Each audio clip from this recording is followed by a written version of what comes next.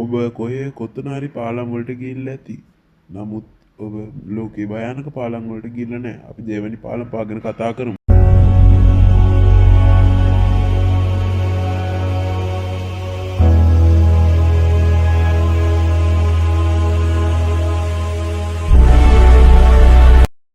අංක 5 විතින් river bridge. මෙම පාලම රුසියාවේ පිහිටා තිබෙනවා. මෙම පාලම උඩින් වාහනත් ගමන් කරනවා. නමුත් මෙම පාලමේ ලීකුණු වෙලා රේල් නැහැ. මෙම පාලම යටින් අයිස් පිරුණු විතින් ගඟ ගලා යනවා.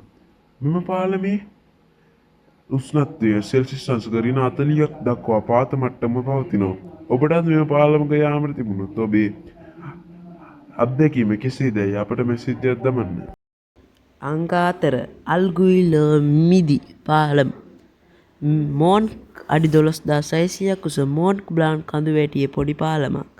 මෙම පාලමට දැන් ක්‍රෙවාස් වීදු තට්ටුවකුත් දාලා තිබෙනවා. මෙම පාලමේ ඉටගත් විට ප්‍රංශය ඉතාලිය වැනි රටවල් බොහොමයක් පෙනෙනවා.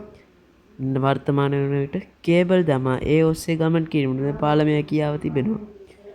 ඔබත් ගමන් කර මේ අත්දැකීම රස විඳින්න. අංක 3 රෙඩ් රොක් බ්‍රිජ්.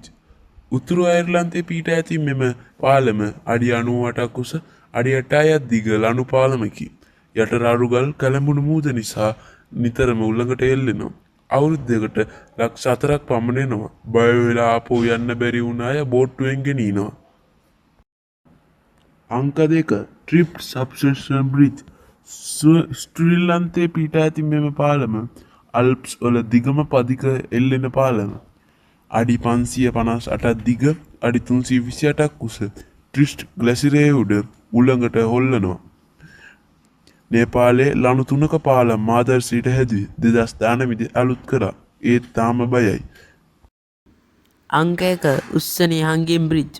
පාකිස්තානයේ පිහිටා ඇති මෙම ගහ ලෝකේ භයානක පාලම කියලා කියනවා. ගිල්ලා ගිය ලෑලි කැඩිච්ච කම්බි අඩි 100කට උන්සා ගඟ පිහිටා තිබෙනවා. ලේ පඩි අතර පරතරය අඩි 1.2ක්. ගම් අතර කැඩිච්ච පරණ පාලමේ